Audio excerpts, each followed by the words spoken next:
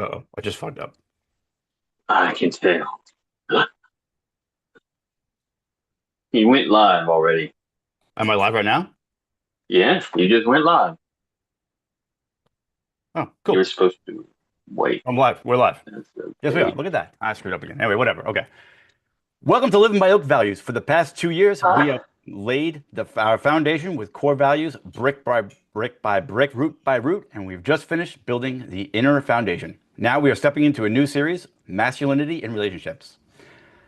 Today, we are talking about what it means to give her space. Because leadership isn't about clutching or control or chasing. It's about showing up steady, clear, and strong enough to guide without grasping. Hey, Garrett. Thank you for joining us. Oh, so yeah? Yeah, Glad to see you. yeah. How are you doing? Doing all right, brother. Garrett, how you doing, Uh, bud? yeah. So today's episode, and the reason you're a very good because I know you work with a lot of men who talk about giving her space, and we kind of went ahead. We pushed the button too early by accident, so we're going a little live at the moment. So you kind of have to go off the cuff without any prep. I like it. I'm sorry about that. And we're going to how it's like the how do you keep the frame when she asks for space is more or less where we're going with it. hmm Um, I know personally, I freaked out when she asked for space. Actually, she didn't really ask for space, but I still freaked out. And I was the needy guy, panicking and doing all that. Um, how did y'all react, Garrett? How did y'all react? I was similar to you. I panicked. I think most men panic, and I think that most men will continue to panic, and that's like part of what I want to discuss about how they can avoid the natural reaction, I think. Mm. How did you react, Garrett? Oh, I was right in there with you guys, which, by the way, thank you for having me today. It's a pleasure to catch up with you guys. I missed you, not seeing you in Post Falls in this last meetup, but I was glad you Yes. made it out in May, right? Yeah, today's Yeah, topic. The idea, because there's two ways this could go. We could talk about how do you give space? Isn't that what would fix this? Or we could talk about how do you keep your frame when she just needs space and you're noticing that you're full of panic, you're full of anxiety, you can't sleep at night, and you're kind of like, you shouldn't, but you keep finding yourself, pursuing because you want to close the gap. You don't like how that gap feels. And so that's what we're really sitting with in a moment when a wife or girlfriend, somebody you want to be close with says, I need space, I need distance, I need you to back off, I need breathing room. Well, in that moment, I did everything a man should not do. So I'm one of those guys that's like, I can tell you right now what not to do. It'll accelerate things so much worse, so much faster than you could imagine. And so the wisdom to take in this moment is do not use your feeling or internal struggle or pressure or things you're experiencing in you as the guide to your next step. Because that's kind of what got us here.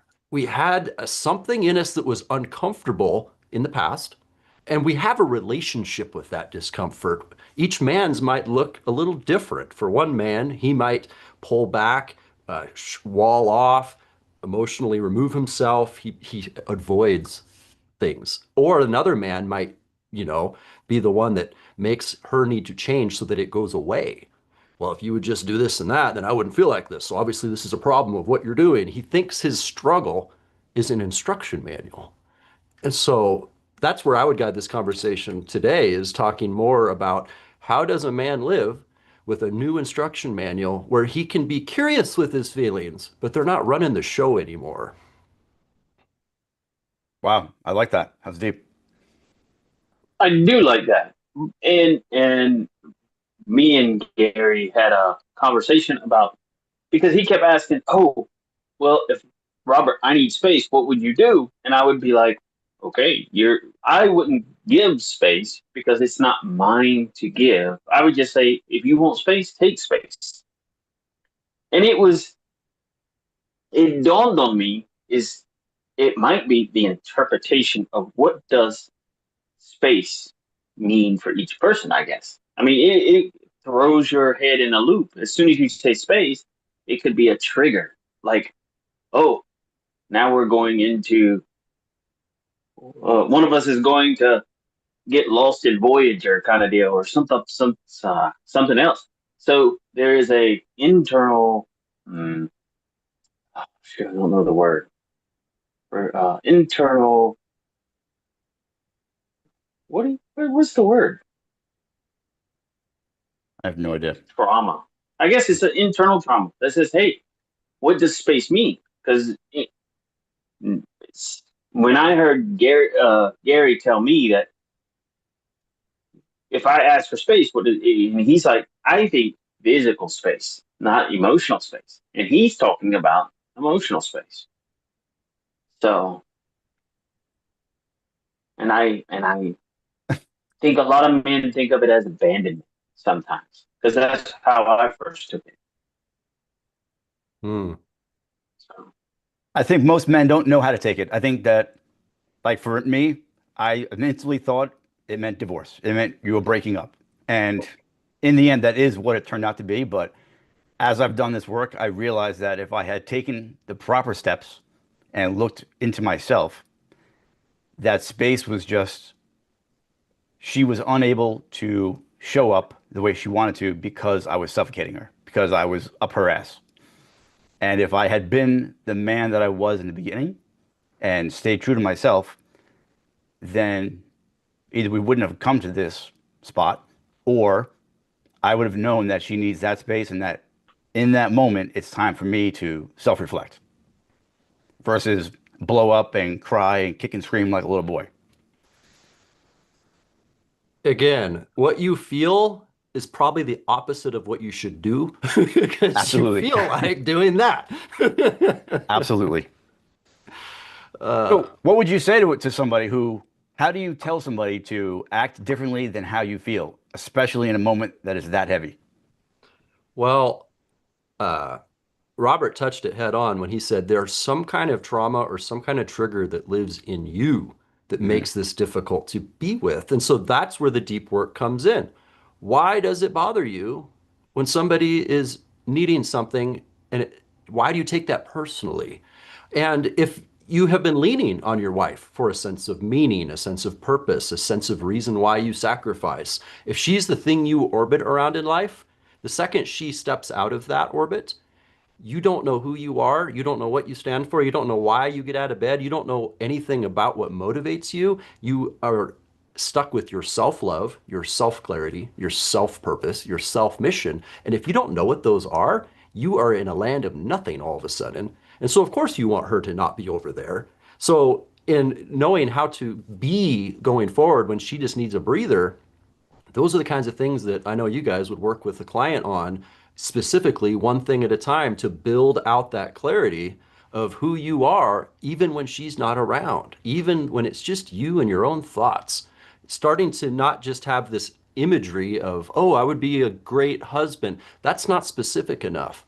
Like moment to moment, how are you taking care of your well-being? How do you show yourself love? How do you show yourself that you care about yourself? How do you take the next step towards something that inspires you and puts a smile on your face and makes you excited and puts a spark in your eye?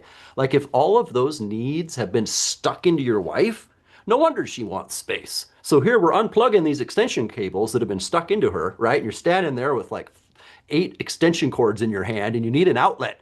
And she's not the outlet right now. So you got to decide, what am I plugging these into? Right? Yeah. So what did you do for you personally when it happened to you?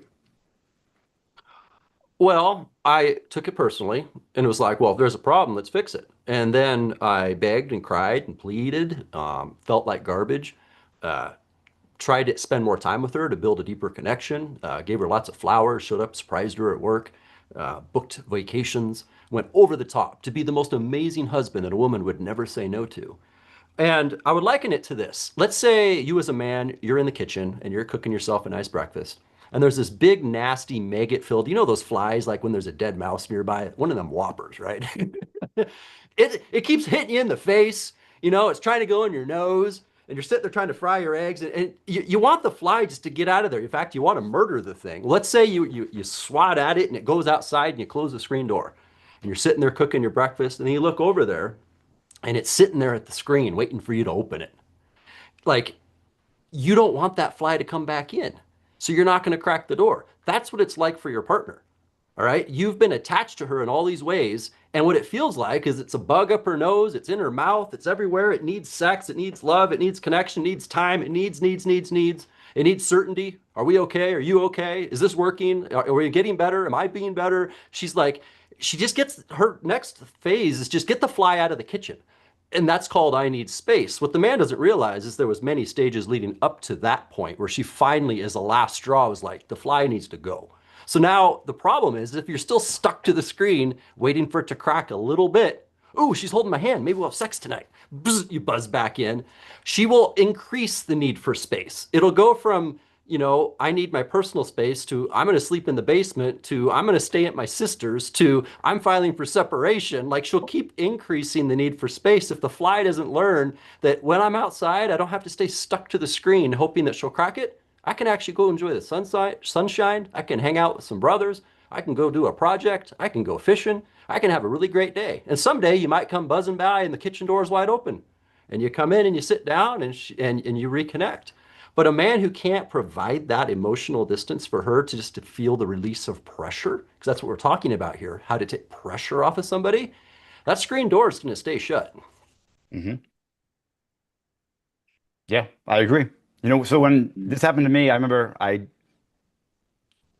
read Steve Horsman's book, The Tools for the Desperate Husband, and Mhm. I took a lot of the stuff out of there. I was like, okay, and then I had my manipulating lines I needed from stuff I saw on YouTube and whatnot, and I played the game. I did not do any work or minimal work, and this happened in October years ago, but it was October, and then it was Christmas time, and she was moved in with her mother, and I remember going to the house, and we were outside, and we were just talking, and I threw the lines down on her. Next thing I know, we're kissing.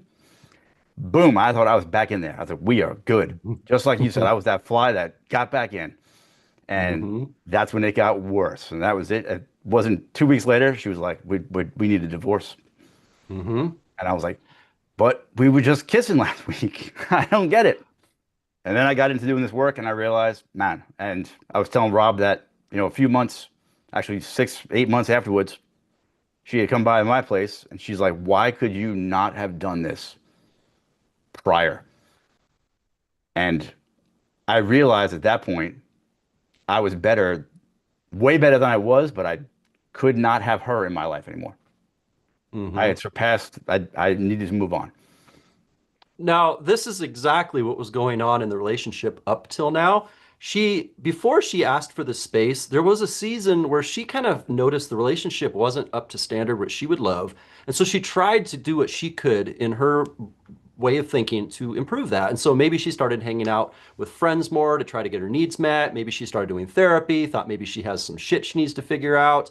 And so it's kind of like a self-improvement season. Maybe she's got a gym membership, even if she never went. You know, she tried. And during that season, the husband starts to think, oh, well, I'm glad my wife's getting her shit together. It's been kind of not great around here the last few years. I'm glad she's doing something.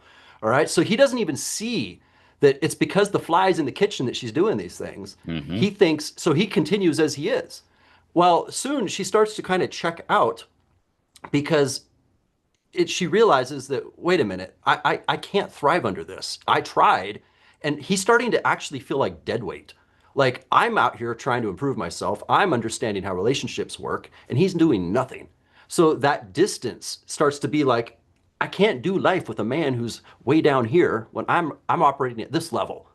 And so that's what you noticed when you guys met later is, wow, you're up here now? Oh, damn. Mm-hmm. Wow, that would have been nice back then. Yeah. But so that's one of the message I want to get across to the listeners and the watchers and whoever. that it's so important to respond versus react. And before you get to this stage, you need to continue to be the man that you were when she met you, the man that attracted her. So And what was that man like for you? for me, it was I was a surfer. I went out with the guys, I drank beer. I call myself a beer connoisseur. I was into all kinds of good beer, and she was also when we met. But I dropped all my friends. I dropped all the guys, and we drank beer together. And I was into fancy food and cooking. I was a chef. I let all that go just for her. And then we had our daughter, and that was it. I never left home unless it was for work. I made sure I was home to be a husband, to be a dad, and I was up her butt sideways. So This home I'm in here was built 100 years ago, and apparently the code back then was let's put one outlet in each bedroom. So each of my rooms, I got one of them outlet strips stuck on the wall, and every lamp and cord and thing is like, it's just a rat nest, right? That's what I was thinking of while you were like, I used to be a beer connoisseur, I liked fancy food, I had a life, I enjoyed surfing, I had all these things. And so you used to have all these plugs plugged into these sources of well-being for you. And then once you met her, one at a time, you plugged it into her until it was a big old rat nest of cords, right, on that one outlet. And then we're sitting there so confused now, like, why do you need space? What's wrong? And she's just drained. She's like, I can't keep doing this. And you're like, doing what? What's wrong? Like, we're so oblivious that we we are. were undoing our sense of well-being over time and domesticating ourselves. Yep. Why do we do it though? That's the question.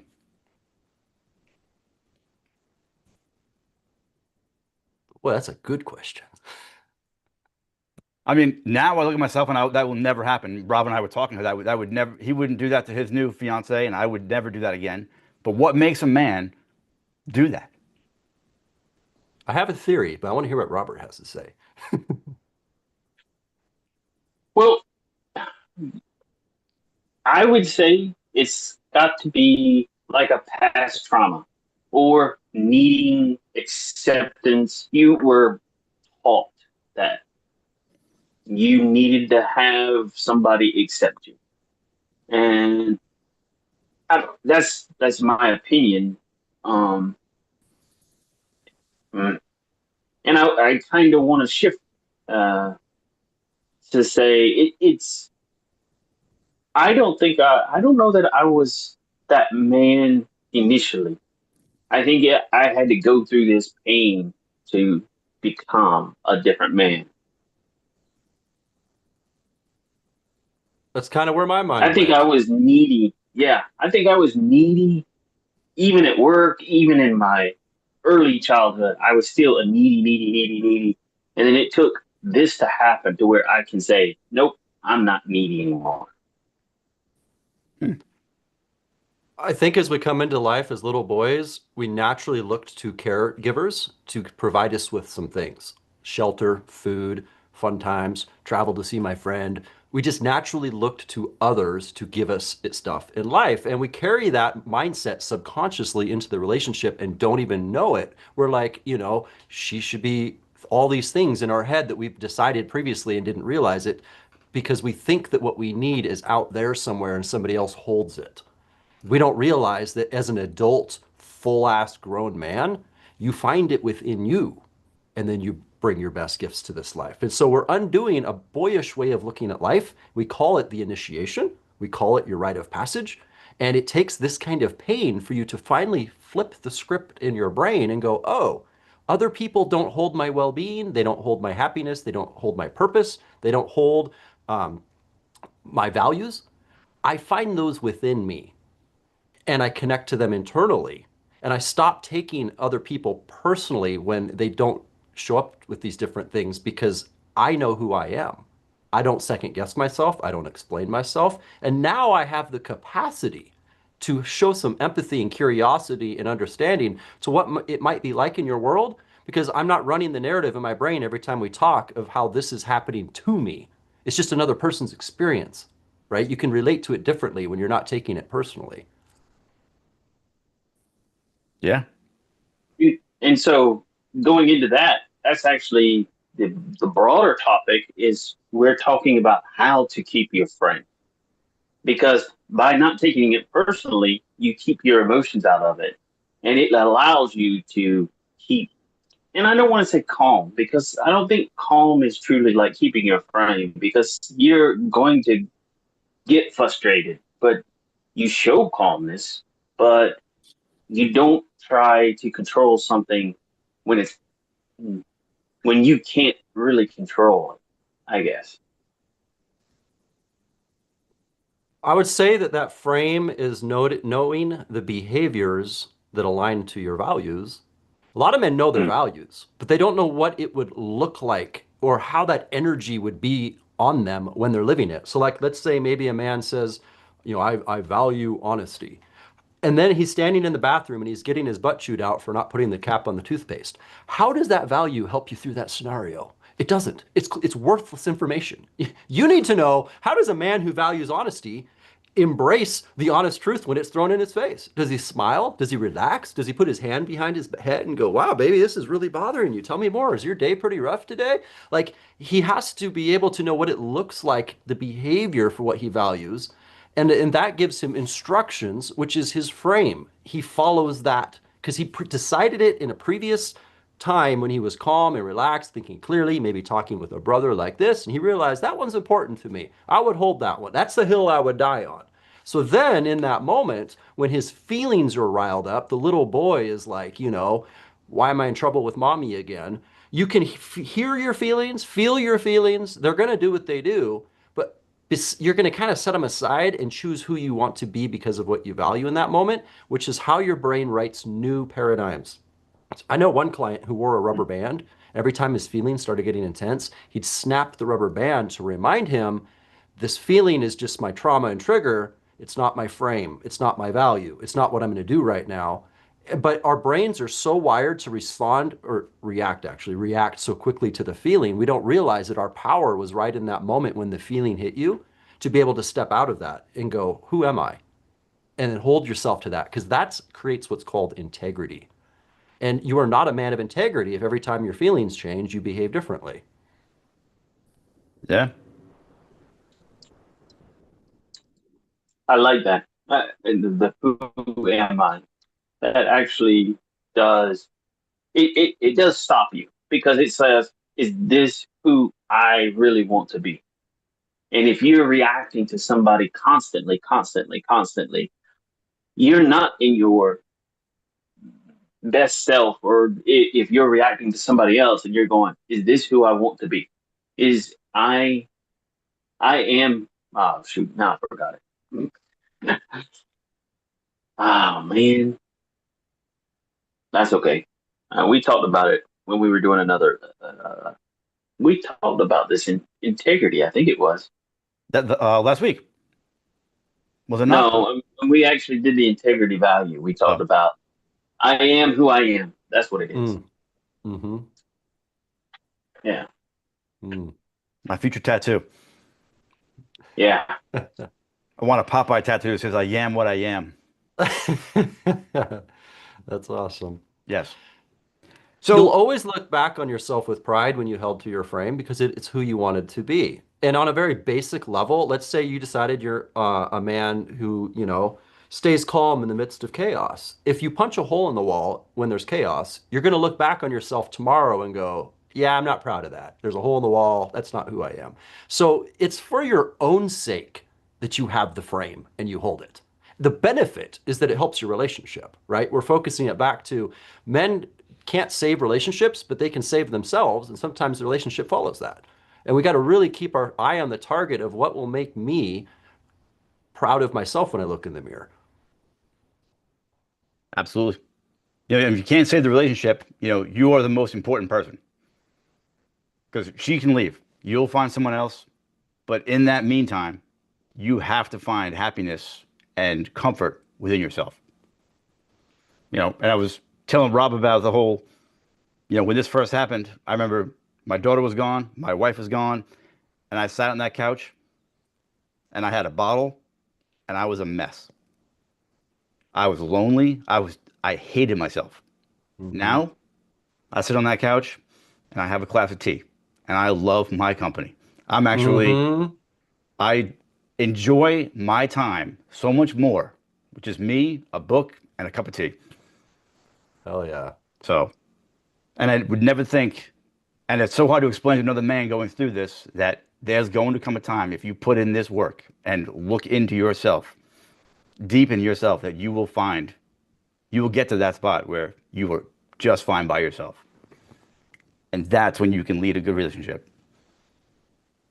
I've heard counter arguments, actually, interestingly enough, that that's the one side of, if you can't be happy without a relationship, you'll never be happy in one. Mhm. I've heard counter arguments of, no, you're a social creature. You're never going to have full happiness unless somebody's in your life. So you're going to meet all kinds of varying opinions on the internet, right? And as you do this work, what starts to happen is the proof's in the pudding, man. When you shift your paradigms and you start living differently, and your happiness comes back, and sex comes back, relationship comes back, you just kind of look at your own track record and the men around you, and you start to know your truth. And you won't be easily sucked down every new YouTube video you watch that has new ideas, because I was in that phase for a while too. Oh, is your wife in space?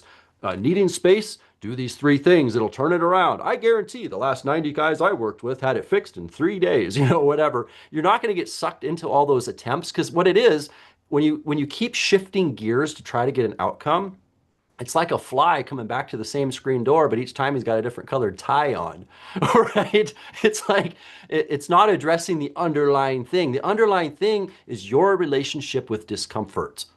Can you relax in discomfort? And again, us men overthink it because we're like, what's the process? What's the course I should take? What therapist?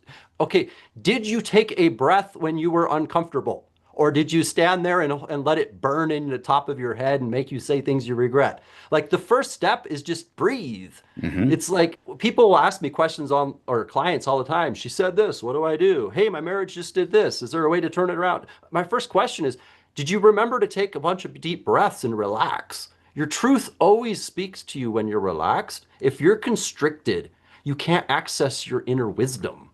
And the inner wisdom is what you're going to learn to follow going forward, not somebody else's path necessarily. And that trust of your inner wisdom is what makes you unshakable. Because you guys would be like this already with, like, let's say, fixing an engine. You've tuned a carburetor before, you've sharpened points before, you know what they act like when they don't work, you know what they act like when they do work. So even if somebody stands there and tries to tell you how to adjust points, you're just like, I know how to do it.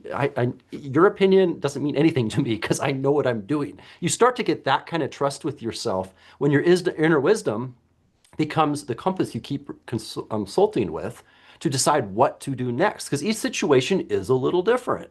There's different dynamics, there's different risks, there's different legal systems, different all kinds of things at play. But when you're completely relaxed, you've taken deep breaths, this little knowing comes up from your gut.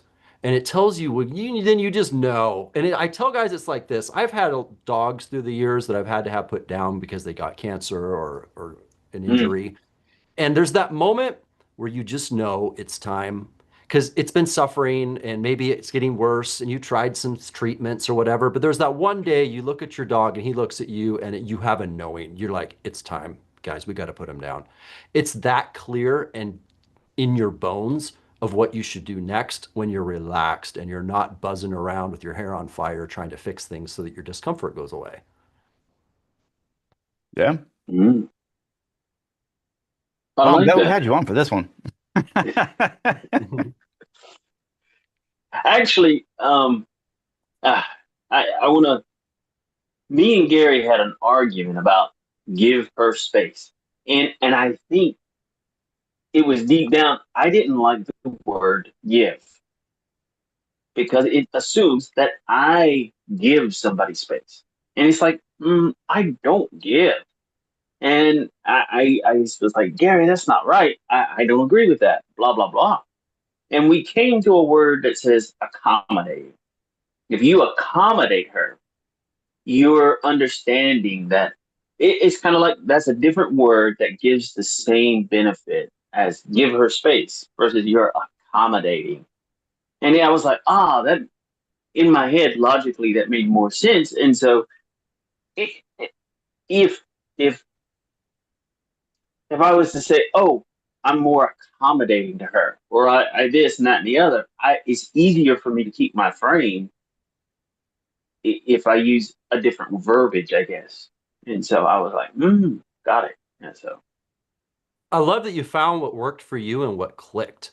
That's what I mean by yeah. every man will come to a truth that he knows is his truth and he's unshakable in it because it came from his inner wisdom and he should live by it. And to not would be to violate your own values and would bring you out of integrity. And so it's a very dangerous thing to start doing to yourself. But yeah, the word, another word I've substituted to help guys understand it differently is the word detachment. Because when we're practicing healthy detachment, even in a healthy relationship, what we're doing is we're allowing another person to experience life how they experience it. I don't need to get involved with that. And if right now her experience is that she feels pressured and she feels like she needs breathing room, that's just a person experiencing their own feelings. I don't have to Mhm. read into it. I don't have to fix it for them. You guys are familiar with the drama triangle where I was the guy that needed to rescue damsels in distress. It's like, oh, whoa, you're in trouble. I'll save your day. It's like, no, Yeah. it's not I'm just going to be present with it, but I don't need to do anything with it. So when you're detached from somebody, it means they can go up, they can go down, they can go sideways. And my day doesn't do that. It might go up and down because I stubbed my toe or missed a job, but it's nothing to do with her feelings. It's my day, right? Our days don't go up and down in tandem. We're detached. And that's what the detachment is. And until you give a woman the emotional room to be who she is and you're maintaining who you are, she's going to keep a part of her heart unavailable to you because she knows you can't handle it. She's testing to see, can you handle my range when she brings you some color? Now, the first thing some guys go to when I bring that up is he's like, well, I mean, I'm not going to tolerate her abuse. She's crossing the line. It's like, well, unless she's literally like committing fraud or just threw a frying pan out your window, you probably could stretch a little bit in the capacity of range that you can be around. It's actually not that toxic when a woman is just having moods, right? You can just remain in your own lane and let her have her lane. Absolutely. Yes. Yes. All right. So, question for you. So, and we've heard this before, when a client comes and says, "How much time before I can go back?" It's my favorite question. What do you Oh tell them? man, I get that one so much. It's it's And I've it's been 72 hours. I mean, can I go? Can the fly come in? exactly. First off, because most men use their discomfort as instructions, their pent up sexual energy, he thinks that's guidance on when we should probably, do something now. Man, we haven't had sex in like 2 weeks, man. I think she's had enough space. It's like, okay, let's go back to the idea that your inner struggle is not your guidepost for what happens next. You breathe through that. You come back to what you value and who you are, and it's probably going to be more time than you want to admit because that also is uncomfortable, and that's what we're trying to get you to be comfortable with is uncomfortable. So think of a number that's so big that you couldn't hardly stomach it, and it's probably that one. All right, who would you have to be to make it to that one? Because that's probably going to be even a little bit short of what it really is, because that's exactly what the problem has been all along is your ability to sit in discomfort and just be okay. So what we're really getting down to is how we think, because how we think about discomfort is creating the discomfort. If Mm, I told you you got to wait 300 days and I'm going to give you $1 million, you could probably handle that. The thought of getting $1 million is pretty nice. If I said you got to wait 300 days, I'm going to chop your foot off, you probably would struggle with sitting that. Each day closer would give you a different feeling, but it's not happened yet. It's just your thoughts about it that are creating the pain. There's no difference in your reality, whether it's 1 million days and 300 days or you get your foot cut off. Right now, neither are happening. So why would me telling you one or telling you the other be good news or bad news? It's because you're interpreting it to mean something. And so when you're doing the deeper work, you're getting down to what meaning am I giving this that makes me feel discomfortable? That meaning could probably be challenged. Is it really happening right now? Are you really never having sex for the rest of your life? Did you really get blue balls and they exploded and now you can't procreate? It's like, come on. okay. So, I actually thought that was real. I actually did. I was like, that's going to happen to me. I freaked out. I was like, oh no. okay. So I gave her space. She's gone. I'm working on myself. how does she know that I'm working on myself if I'm not knocking on the door saying, "Hey, look at me"? I'm glad you're asking all the questions you've been asked these. Yep. I'm actually trying to get a better answer out of you that I can use. You know, there's an element of spiritual confidence a man must attain to, where he trusts the process and he knows I always bring it to something that's undeniable in the way the universe works. When you plant seeds, you get a plant that grows from the seed. And whatever plant seed you planted will be the plant you get. And so when you're planting seeds, that's what you're doing during the season of I'm going to work on myself. She needs pressure removed. I'm practicing healthy detachment.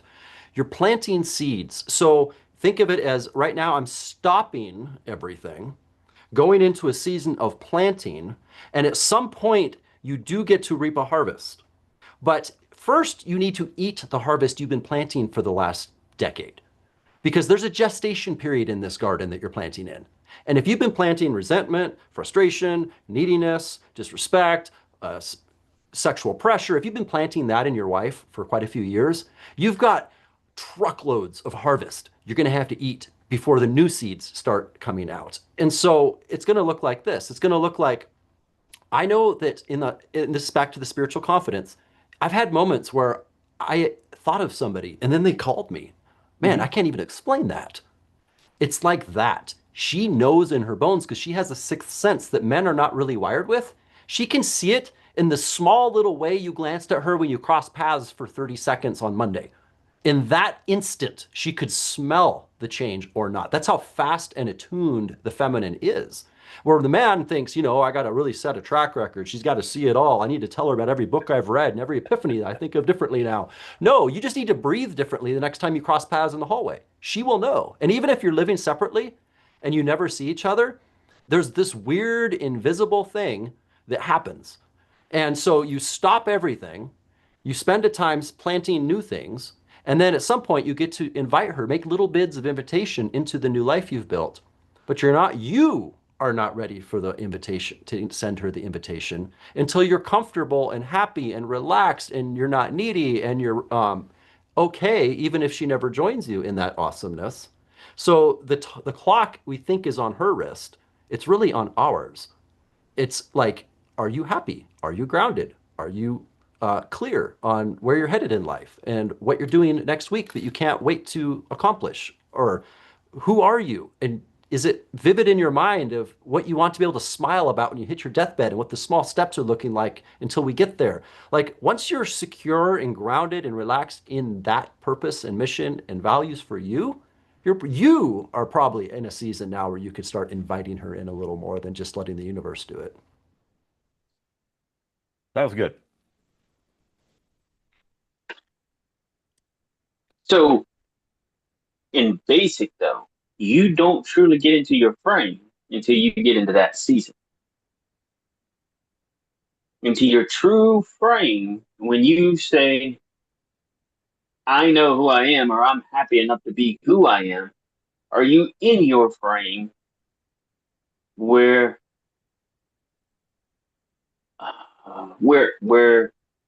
you know that emotions aren't going to discomfort you, I guess. So I tell men that their frame is knowing what they stand for, knowing what boundaries protect those things, knowing your clear vision of your future, and having some clarity about what it means to be masculine. There's some specific things that masculine energy is about that he must be grounded in. And so I tell him when he has those things strong in him, he has like an umbrella that he's walking through life with. And anything that steps under that umbrella is now shielded by his frame. So he's built the umbrella for himself. And now he has a little utopia in this world of chaos, confusion, and turmoil, where somebody could come alongside you and take a breather because you've got this awesome, not just lifestyle built, like I have a big house and a car that's reliable, but like the way you're handling life. Like they'd want to be by your side as you go through. Now you have something that she can feel protected to be under. But sometimes this is where, if you've struggled with nice guy stuff, she's the one that needs to feel the shield of that to know that it exists. So she is going to potentially act out worse going forward for a time to see if you have spine, if you have boundaries, if you have a shield. Because if you can't hold them to her, she's not going to believe you even have one at all. So it comes down to the idea, if you can't stand up for yourself, how could you stand up for anybody else? Because at the end of the day, that's the underlying thing that feminine's looking for, is where am I safest? Mm. That was a lot. I usually tell them that, if you have your values and your boundaries, that's the start of your frame. I mean, even your future, like, I don't know. My futures don't die. So I just feel like those, that to know your values and your boundaries, that's the start of that is a good start for a frame. Hell yeah. Can we use the frame as a shield? I really like that analogy. That was a beautiful way of using frame. It was amazing. I know you own it at the moment, but that was just to describe it as a shield is almost exactly what it feels like too, because it protects you from all the stuff on the chaos that we talked about weeks ago. It's like if you're in your frame, the chaos doesn't bother you. You are the warrior with the shield, I guess. Absolutely. Like, here's a super practical way the shield would create safety. I mean, let's say you have a boundary around the kinds of people that get to come into your house. And maybe somebody comes over and they start snorting cocaine on your house and they pull out a firearm and you set a boundary. You're out, off the property. Go. You've kicked him out. He met your shield. But if you've struggled with having clear boundaries and you thought, well, maybe he just needs a helping hand and he'll think differently if I talk with him, or, well, my wife will tell him to go, I'm just gonna let her deal with it. Like, if you don't have a shield, people around you start to feel like they're in danger when they're in your little world you've built. And so you're not doing it to save marriages. You're doing it because in my house, that's not a thing, right? The rules of your house. You are the king of this kingdom, and people need to know what the rules are there. And Mark Dredska is the one that introduced me to the idea of, imagine what a sport would be like if we didn't have rules. Let's say you threw the entire NFL into a field and you're like, all right, here's a ball, figure something out. Nobody would pursue that. Nobody would work out for it or train or invest in it. It had to have rules.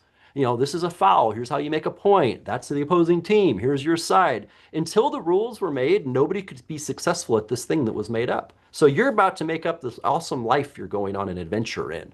It's like you've got in your, I'll use the sailboat analogy. You've got in your boat and you're figuring out the coordinates for this thing. You get to have rules for your boat. But if you make the rules on like, well, what do you want, honey? What would make you feel safe? What do you need? What do the children need? Like, if you make all the rules for everybody else, you'll end up as the captain under deck, starving with some kind of virus you can't shake, incapable of actually sailing the boat. Right? And then she's out there trying to paddle it. And then you wonder why she wants to jump out your boat and get somebody else's boat. So that's why it's all about you. It's your boat. What makes you want to paddle it? Where are you wanting to take it? What motivates you to set boundaries? Where is your line in the sand for what you want to wake up to? And with that kind of clarity, now when people get on your boat, they're like, wow, I like what lifestyle's like on deck here. Boy, I could hang out here for a while. And that polarizing man will immediately create another group of people that are like, no, thank you. I don't like your boat. I don't like the rules of your boat. I'm out. Until you've polarized a crowd like that, you don't know who your true followers are. Yeah. Wow. Beautiful. Thank you. Yeah. That was wonderful. Yeah. Loved it. Try to end on that one, Gary. I got nothing.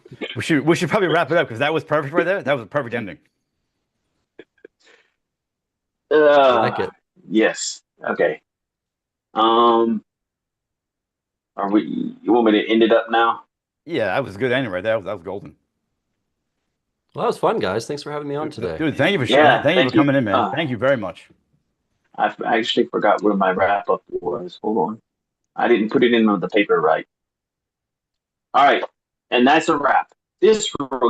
Remember, that, oh shoot, your frame is very important, especially when she asks for space. Um, also, uh, each decision, each conversation, each challenge is a is an invitation to shape who you are becoming. So as the week goes by, pause, notice, be intentional. The people around you will feel it. Um, Big things are starting to happen. New conversations cutting deeper than ever. New episodes, unfiltered guests. We want you in the room. Your story matters. Finish it up, Gary. And this is we have one more conversation next week on masculinity and relationships, and then we're going to be moving on to, I'll get into that later, but how to end the year properly. The next 2 months will be on ending the year, but next week will be rebuilding trust after the storm. So if you're ready to go deeper, join us on Thursday for a motivated men's group. Sign up for the Inner Circle newsletter at northmancoaching.com and grab your free ebook. Until next time, stand up, speak the truth, and above all, stay authentic. Okay, end it so we can thank Gary. Hang on. There we go.